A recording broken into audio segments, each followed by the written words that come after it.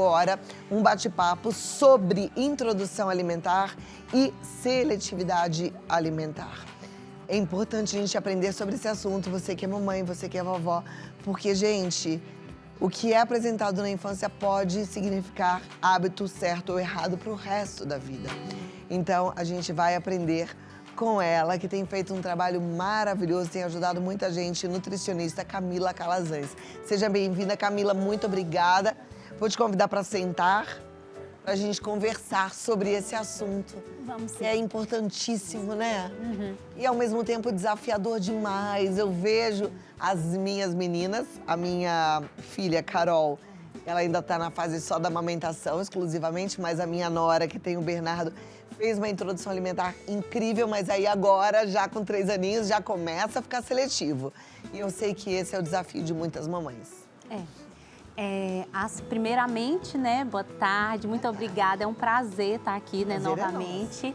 E eu sei que você é vovó, tenho acompanhado nas redes sociais. E eu costumo dizer assim, que eu não atendo crianças, que eu atendo famílias.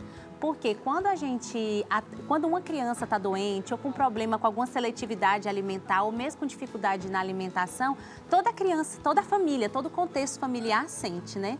E a introdução alimentar é para ela ser leve, não é para ela ser pesada, né? Tem os métodos certos, lógico, de fazer a introdução alimentar para que a gente consiga evitar uma seletividade alimentar no futuro. Atualmente a gente ouve muito falar do método em que a criança experimenta toda a comida, que come com a mão, que faz inclusive uma sujeira, que chama...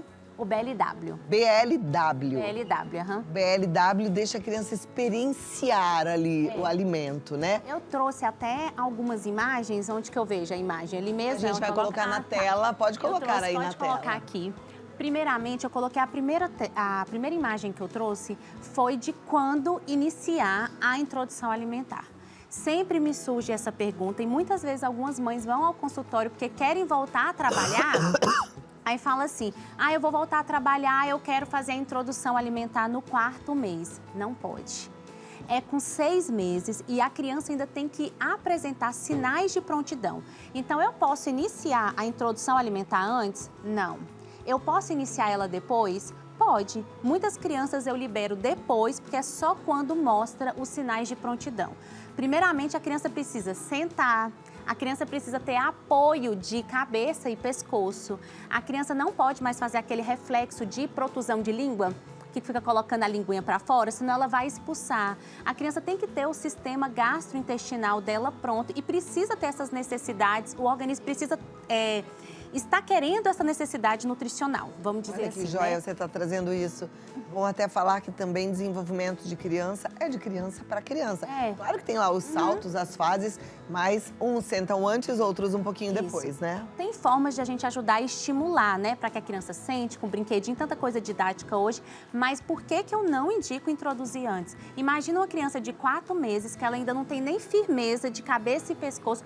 Como que você vai introduzir o BLW, que hoje em dia é um dos métodos mais seguros, né, para a criança? Se ela não consegue nem sentar, como que ela vai conseguir levar o alimento até a boca? Então, por isso, é muito importante bater na tecla. E isso que eu estou falando não é a nutricionista Camila está falando, não, é a Sociedade Brasileira de Pediatria. Tem o guia também do Ministério da Saúde para crianças menores de 2 anos, a Sociedade de Nutrição, todos eles batem na tecla da gente iniciar aí, por volta dos 6 meses, a introdução alimentar. E aí eu trouxe aqui uma segunda imagem, né? Da importância da gente entender que a criança é um livro em branco quando a gente vai fazer a introdução alimentar dela, né? Então, o que vai estipular essa criança, quem vai oferecer uma alimentação adequada para essa criança é os pais. E isso vai determinar muita coisa. Os primeiros anos de vida, até os primeiros 2 anos principalmente, é onde vai determinar principalmente a questão da seletividade alimentar aí. Muitas vezes a seletividade, quando eu recebo no consultório crianças com seletividade alimentar e eu vou ver o histórico delas, são crianças que teve introdução alimentar muito errada. E aí eu vou responder a sua pergunta agora dos métodos, tá? Se você quiser também perguntar, fica à vontade. O método, que foi um método que eu acredito que foi feito em mim, eu nunca perguntei para minha mãe, mas eu acredito que foi feito em mim. E a maioria das mães, né, mais antigamente faziam um método tradicional, que é um método o quê? Amassado mesmo, tá? É aquele método que a gente amassava a comidinha para poder dar na boquinha da criança. Pode colocar a próxima imagem. Era esse métodozinho, né, que a gente levava a comidinha amassada até a boquinha da criança. Na próxima imagem aí, eu coloco por que esse método hoje não é tão indicado. A criança, muitas vezes, ela não consegue demonstrar sinais de saciedade. Então, a gente vai colocando comida ali e, às vezes, o estômago dela nem está suportando mais. E o que está acontecendo? Está colocando a comidinha. Não, tem que colocar, tem que comer, comeu pouco, vamos colocar mais. E aí, com isso, aumenta muito a chance de obesidade infantil, tá? Por isso é tão importante a próxima imagem tem um método aí, que é o método BLW, que é o método dos cortes, né?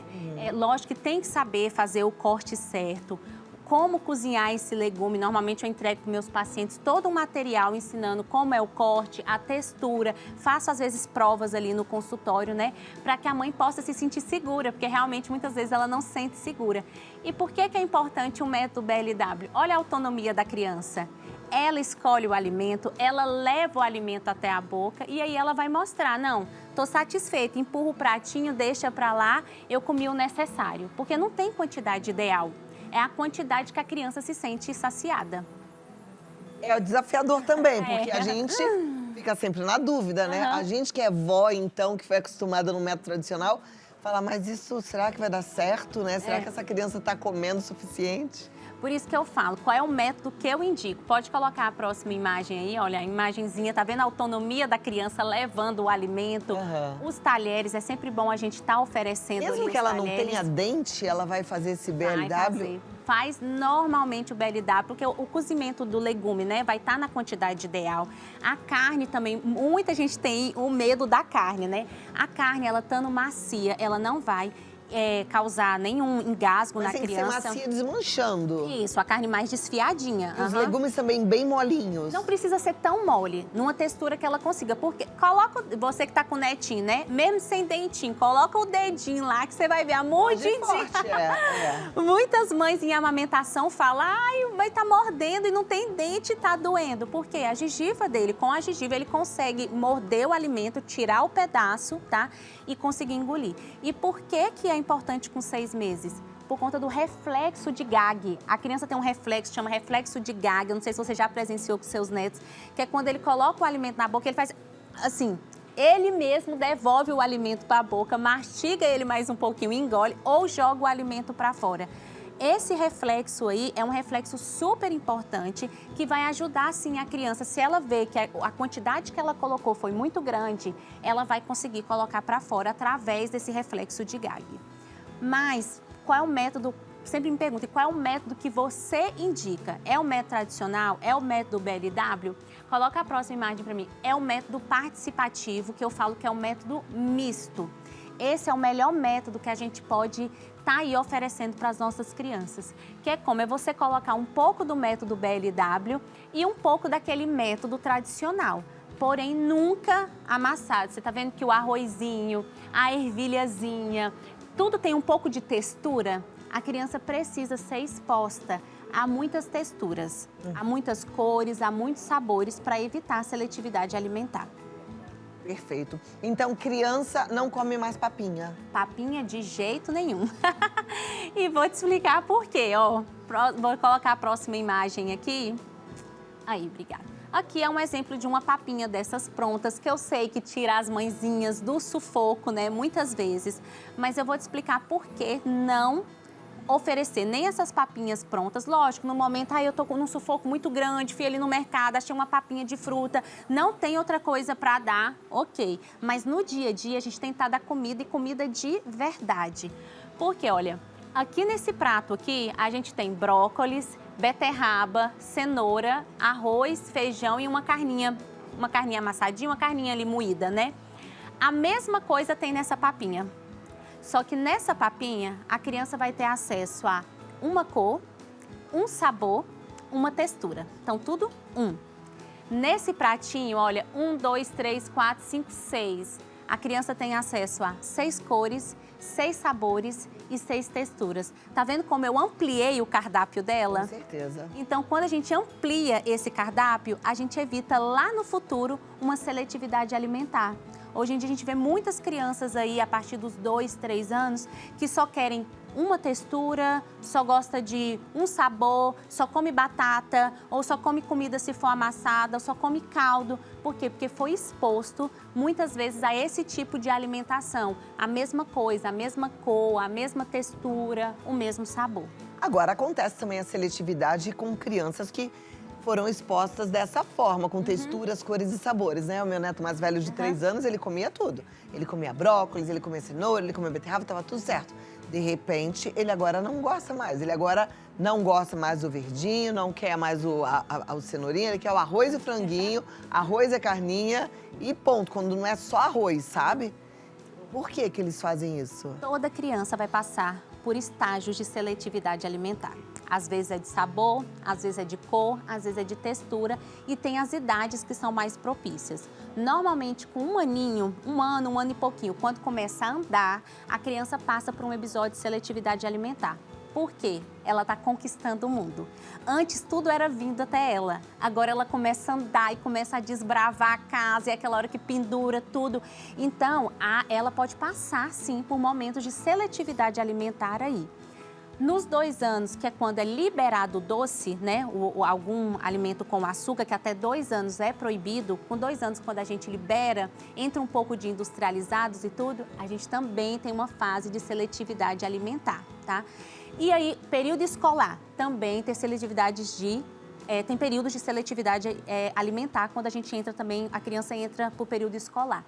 Como trabalhar nesses períodos? Não desesperar, não brigar, não forçar, não desistir. Isso não funciona. Forçar só vai fazer com que a criança ela tenha uma relação ruim com a comida. É igual eu falo, você que tem netinho, né? Você tá aí na rua com seu netinho, uma pessoa te conhece, te cumprimenta e tudo. Aí ela quer pegar o seu netinho faz assim.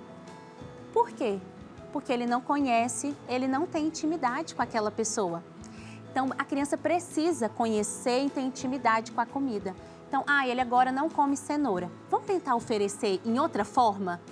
Antes eu oferecia em cubo. Agora eu vou oferecer raladinha no arroz, posso oferecer num muffin, num bolinho. Eu vou continuar apresentando esse alimento, mas em preparações diferentes.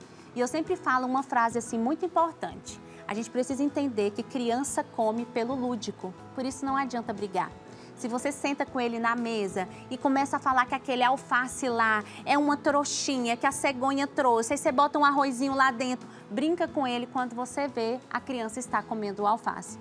Então, a refeição ela precisa ser leve para que a gente possa diminuir esses períodos de seletividade alimentar. Mas toda criança vai passar a não desistir, apresentar outras formas de forma leve, tranquila, divertida e com amor.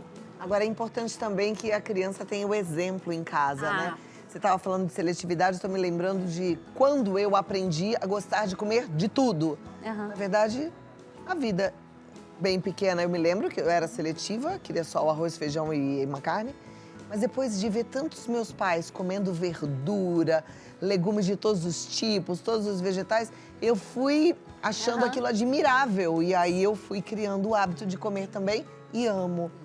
E pode ser com calma, isso com o tempo, né? Com desenvolvimento. Nós somos o melhor exemplo para os nossos filhos em todas as áreas da nossa vida. Essa é a realidade, né? E então, para a criança aprender, você pode falar 1000 palavras, o seu exemplo vai falar mais. Né? Então, se você quer que seu filho coma verdura, come na frente dele. Eu acho engraçado os pais falarem assim, principalmente na introdução alimentar, eles vão no consultório e falam assim, doutora, nossa, ele fica toda hora pegando o garfo, querendo o garfo, só que ele ainda não dá conta. Aí eu falo, você senta ele na mesa e ele vê você comendo com garfo? Vê.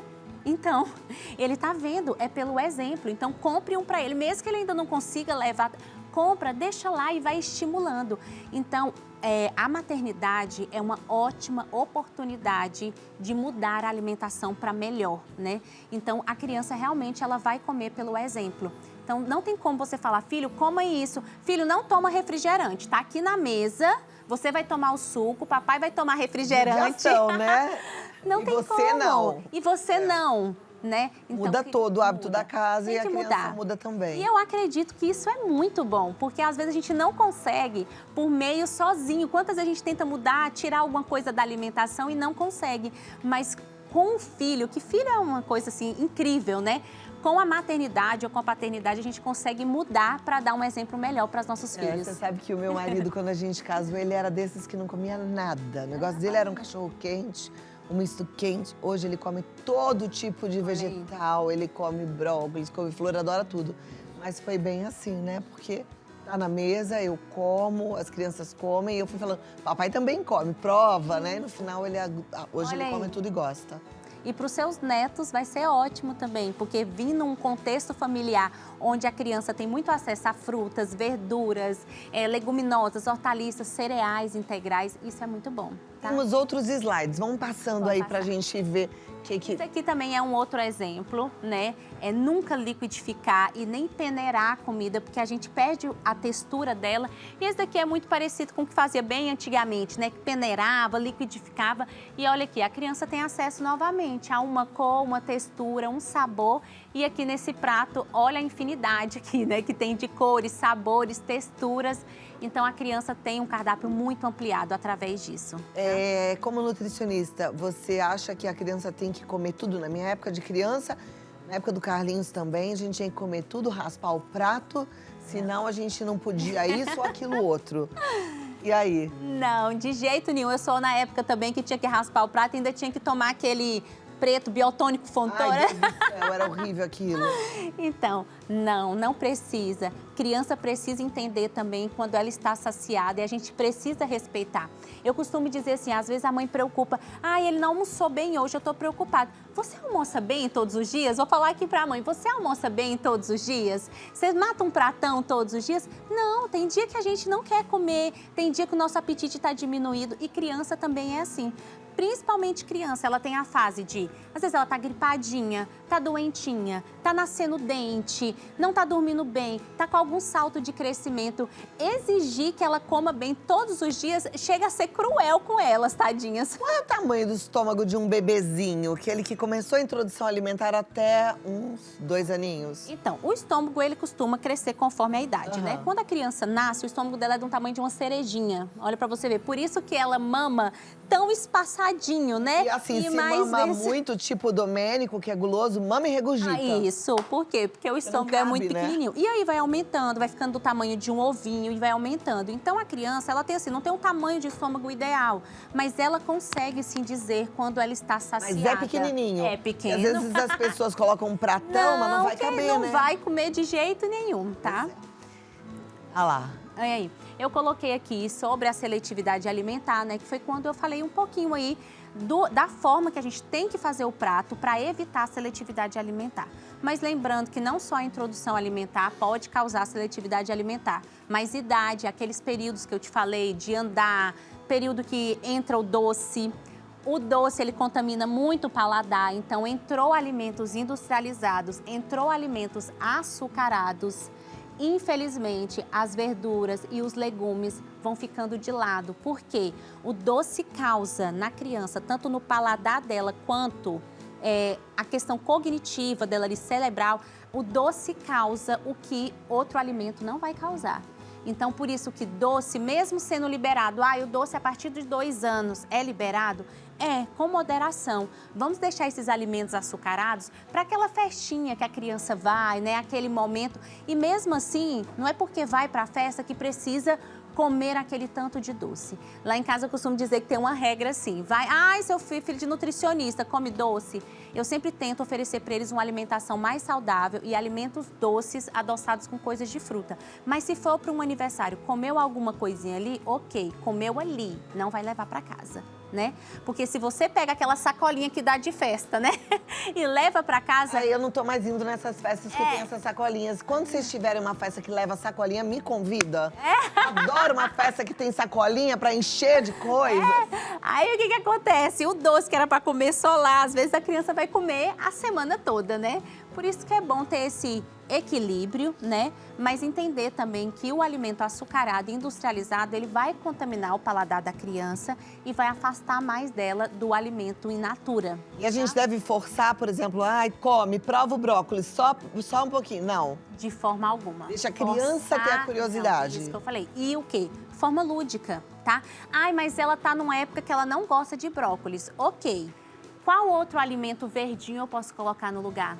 ela não está gostando de brócolis, mas ela pode estar gostando de uma farofinha de couve, ela pode estar gostando do chuchu. Vamos oferecer o brócolis, às vezes, no omelete? Aí você pica ele no omelete ali, ela aceitou no omelete. Ok, mudamos só a forma de preparo. Perfeito. Tá? Pode passar, aqui eu também coloquei uma outra... Nenhuma fruta é contraindicada. Sempre me perguntam isso lá no consultório, se tem alguma fruta que eu não possa dar. Não, nenhuma fruta é contraindicada. Tanto que eu vou deixar aqui, passa a próxima imagem aqui. Eu coloquei uma imagem... Interessante que tem aí a carambola, que dizem que a gente não deve comer, né? Que fruta que nem o passarinho come é porque faz mal pra gente. A carambola, ela não pode ser oferecida para pessoas que têm problemas renais, tá? Outras pessoas, né, que não têm nenhum outro problema de saúde, podem sim comer, com moderação. E, na realidade, muitas outras frutas e alimentos também devem ser ingeridos com moderação, tá? Aí eu falo que nenhuma fruta é contraindicada. Aí eu coloco a próxima imagem aí. Coloca a próxima imagem para mim. Ué, Camila, você fala que nenhuma fruta é contraindicada e, de repente, você coloca aqui tomate, uva, maçã, pera. Elas são contraindicadas? Não, elas não são contraindicadas, mas a forma que vai oferecer elas, sim. Todo o alimento, igual tomate cereja, uva, o ovinho ali, o ovinho de codorna, ele nunca pode ser oferecido assim, dessa forma para a criança. Por quê? O risco de engasgo. Então, todos esses alimentos aqui, que eles são ovais, eles têm que ser oferecidos cortados de formato longitudinal, sabe? Que você corta ele assim no meiozinho assim, né? E pode cortar ele até em 4. Pra ficar mais verticalizado. Isso, para evitar o engasgo da criança. E essas frutas durinhas, como a maçã e a pera, pode oferecer? Sim, ou raspada, ou você vai pegar ela e vai colocar na cuscuzeira, uma dica que eu sempre dou para os pacientes. Você vai colocar ela na cuscuzeira e vai deixar ela um pouquinho ali para que ela possa ficar amolecida. Então, nenhuma verdura ou fruta que for oferecer em formato cru, né? Vai oferecer de forma crua, ela não pode ser oferecida porque ela é muito dura, tá? E aí que eu coloquei alguns outros alimentos que são proibidos. Café, eu não indico nem na introdução alimentar e nem em momento nenhum da infância.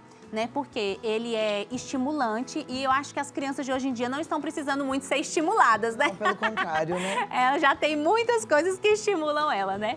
O mel por conta do botulismo, por isso que a gente não indica. O leite também, ele não vai ser indicado agora. A criança, ela vai ser amamentada. Aleitamento materno, igual o seu netinho tá, né? Exclusivo até os 6 meses. E depois ele pode ser prolongado até 2 anos ou mais. O leite de vaca vai poder introduzir a partir de 1 ano, tá? Antes disso, ou o leite materno ou a fórmula infantil. Tá.